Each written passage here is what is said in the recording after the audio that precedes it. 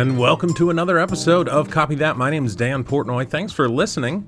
This week on the episode, we continue with our last interview for the Nonprofit Narrative, a book I came out with in 2012.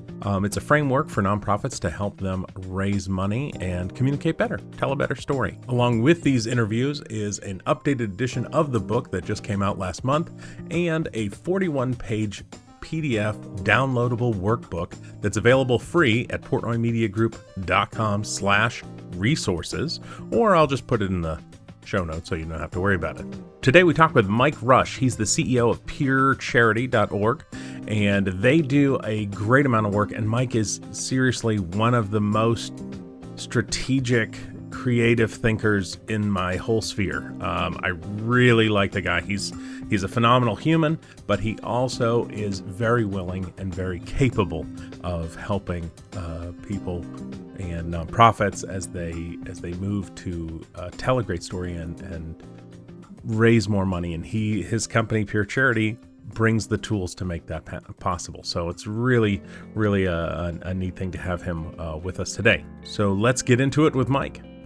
What I'd like to do is just start off with, if you could tell me a little bit about yourself. My name is Mike Rusch, and I am the CEO of Pure Charity. We have the privilege of serving thousands of nonprofits around the world who are really working to solve some of the most difficult problems in the world, and we do that through really a donor development philosophy, and then we have tools to help create websites and fundraising management tools and donor management integration as well. So it's a joy to do what we do and support the organizations and really provide fundraising expertise, but also the ability to implement those to some great and amazing organizations.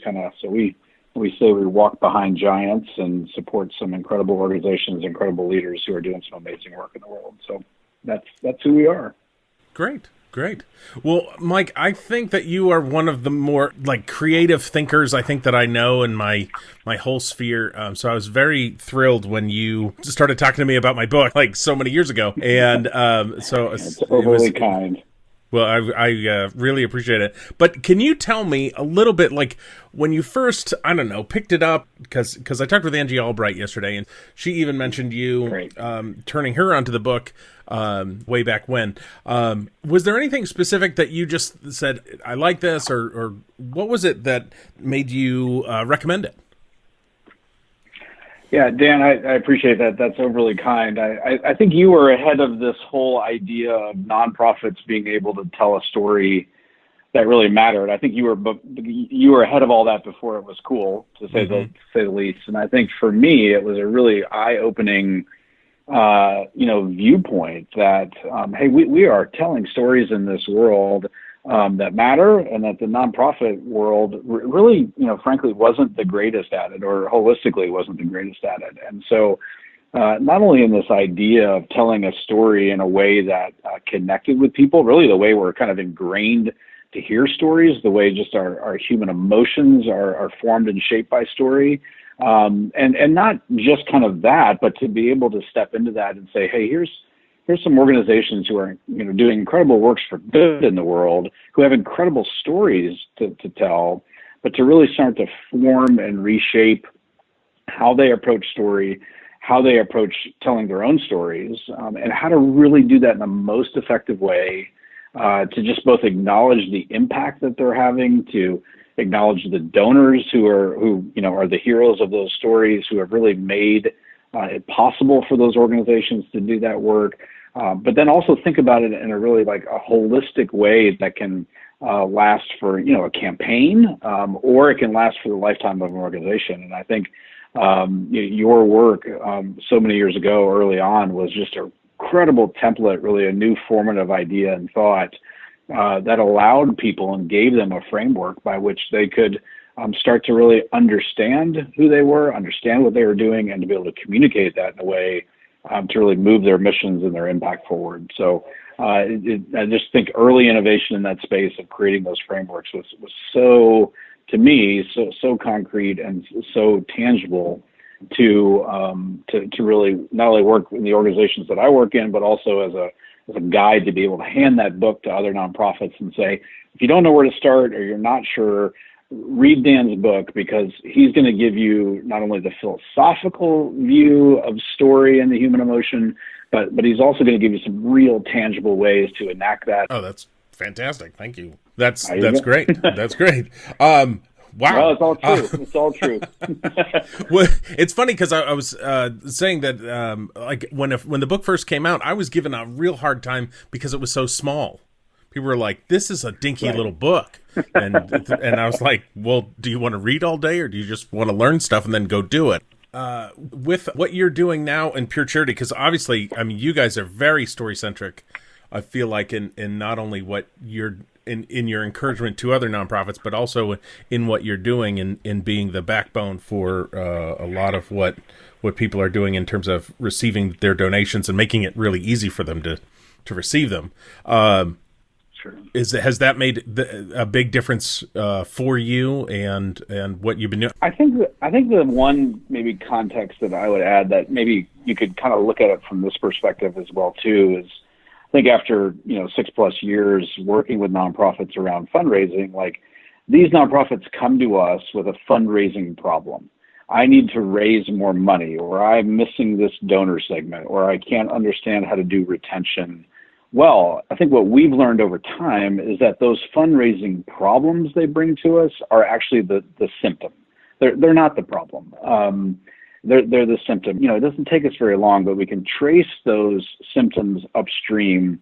And at first it was something that I was like, oh, wow, I didn't expect that. And then it became something that we would look for. Now it's something that I just expect. That really most of the time, those symptoms are really the symptom of the problem, which is I'm not clear on my mission. I've got scope creep. Maybe it's leadership related.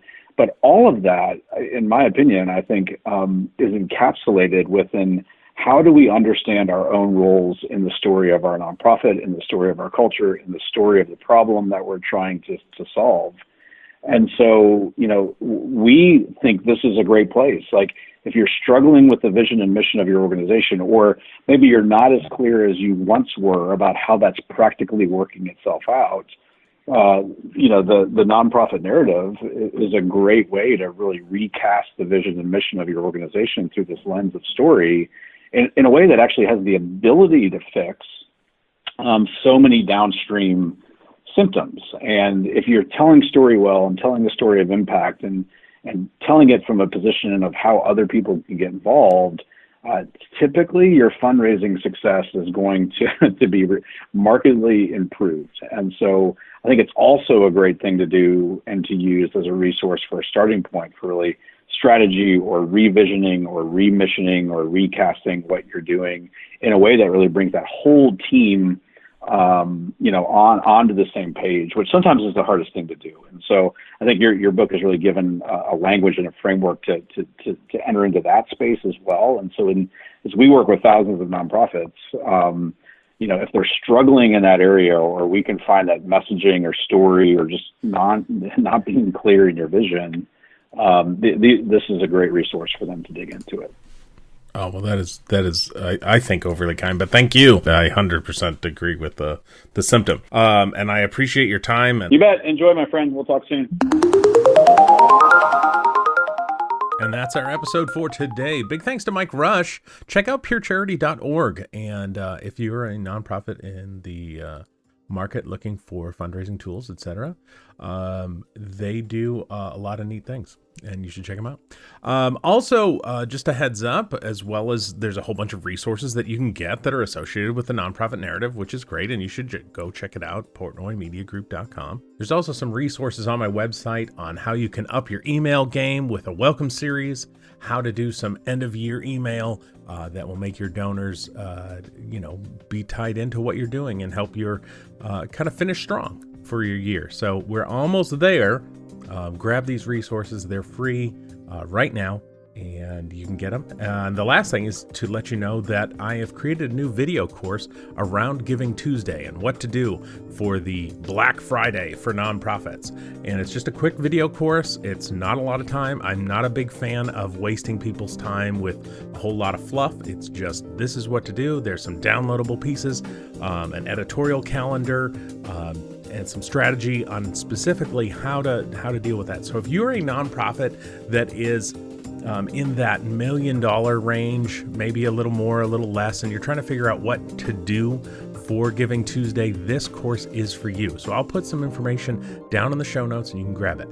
Well, that's it for us here this week for the Cast of Thousands. My name's Dan Portnoy. Have a great one and be safe.